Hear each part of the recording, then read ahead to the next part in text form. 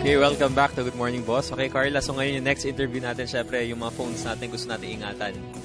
Ikaw ba, gusto mo ba ng added security feature para sa phone mo? Oo naman. Yung tipong if ever, pero wag naman sana pag nawala yan, pwede mo siyang patayin anywhere. Oo. Okay, so yun yung pag-uusapan natin. Merong isang added security feature sa lahat ng mga phones. Pag-uusapan natin yan. Kaya makakasama natin ng isang IT expert. Walang iba kundi si Sir Jerry Liao. Morning, sir. So, good morning at siyempre good morning sa ating mga boss. Okay, sir. Kill switch. Ano tong kill switch na to? Ito yung isang usap-usapan na nagaganap ngayon. Ano? So this is basically an application na gusto nung ilagay sa ating mga smartphones. No? Para nga kung sakasakali nga na nawala yung ating telepono, nanakaw, there is a way for you to turn off your phone. So ang tawag nila doon, kill switch. No? Okay. So para to render it useless. Di ba? So kasi may pag-aaral na ginawa na kapag yung telepono daw, siyempre yung mga nagnanakaw or yung mga nagnakaw ng telepono, dalawa lang naman yan. It's either gamitin nila pang sarili or ibenta, no? So may pag-aaral na if you can render it useless at hindi na siya magagamit, bababa no yung insidente ng pagnanakaw kasi nga hindi ko na mabenta, hindi ko na magamit, hindi ba? So isa 'yun sa mga paraan na kanilang naisip na bakit hindi natin lagyan ng isang paraan na o isang parang program yung phone para ma-off ko na siya. Okay, so paano po ito gumagana?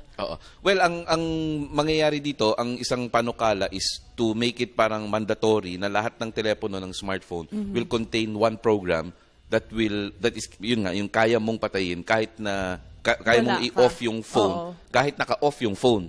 So kasi yung ginagawa ng iba, 'di ba? Yung ngayon kasi may mga software naman na available pero your phone should be on and your data should be on as well. Ibig sabihin nakakonect ka sa internet for me to turn it off.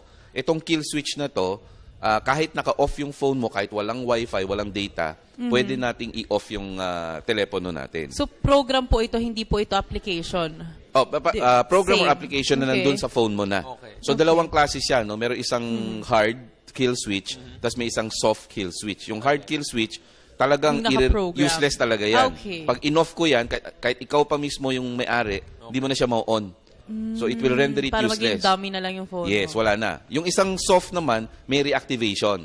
So pwede mo lagay yung password, parang ganon. Pwede mo nang magamit siya uli. So parang isa sa mga pinag-uusapan, alin ba dito sa dalawang ito ang mas epektibo? No? Kasi siyempre kung marireactivate ko yan, ibig sabihin, yung mga hackers na makakakuha, for example, marurunong din yun di ba? So, pwede pa nilang magamit uli yung telepono na nakaw, parang ganyan. Yung nakikita ko maganda dito sa kill switch, kasi kunwari walang wifi or data connection, pwede mo pa rin mapatay yung phone. Yes, kahit naka-off pa yung phone mo. Okay. Ayan, kasi with, pakunari ngayon, with iPhone, pakunari, may find iPhone ka, pero kapag wala kang data or wala kang wifi, hindi mo siya mahanap. Tama. Okay, pero sa ngayon, sir, yung question, ano naman yung pwedeng maging ill effects nitong kill switch na to? Well, ang sinasabi nila, since kumaga sa vulnerable siya ngayon sa hacking. No? So, pwede ko ma-hack yung phone mo. So, ang parang the worst thing that could happen is, hindi naman nawawala yung telepono mo, pero pag na-hack ko yan, pwede ko i-off. So, ikaw mismo na nagmamayari, hindi mo na magagamit yung telepono mo, hindi ba? So, plus, sinasabi nga nila, kung ito ay magiging mandatory nga sa lahat ng mga telepono, that means, lahat ng gumagamit ng telepono will be vulnerable to attack. So, kung ikaw ay isang artista, ikaw ay isang politician, so, pwede ko rin mapasok yung phone mo, at pwede ko i-off yung phone mo, parang ganyan, ano? So, yun na nagiging parang trade-off, hindi ba? Tapos, isa pa nga sa mga pinag-uusapan is, who will be the one controlling? Yes, yun nga. Diba? Sino mag-off?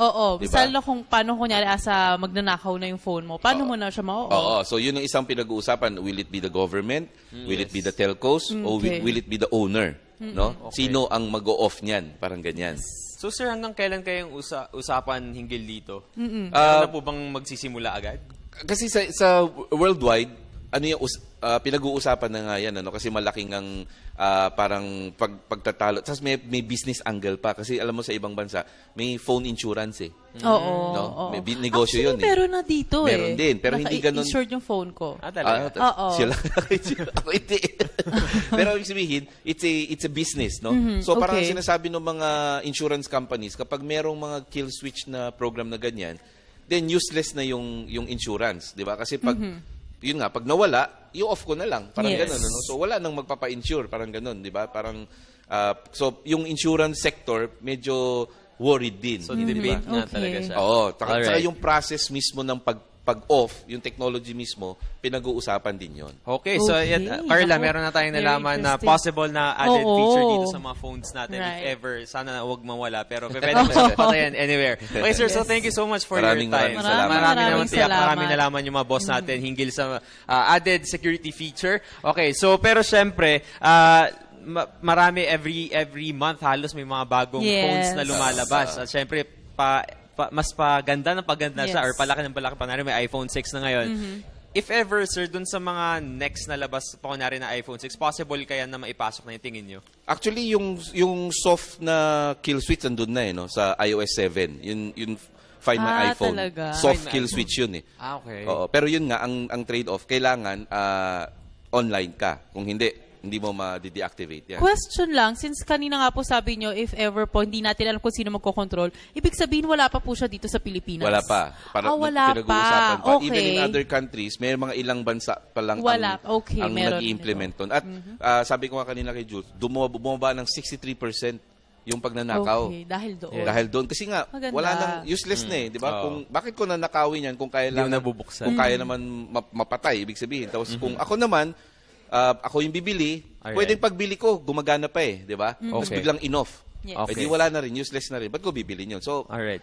ang ano lang doon, dyan natin makikita na bababa talaga yung pagnanakaw ng phone kung Okay. walang nagbebenta at walang bumibili. Tama. Alright, thank you so much, sir. Marami kami Thank you, natutunan thank sa you. inyo. Maraming Maraming salamat muli mga boss sa kasama natin. Ang isang IT expert, walang iba kundi si Sir Jerry Liao.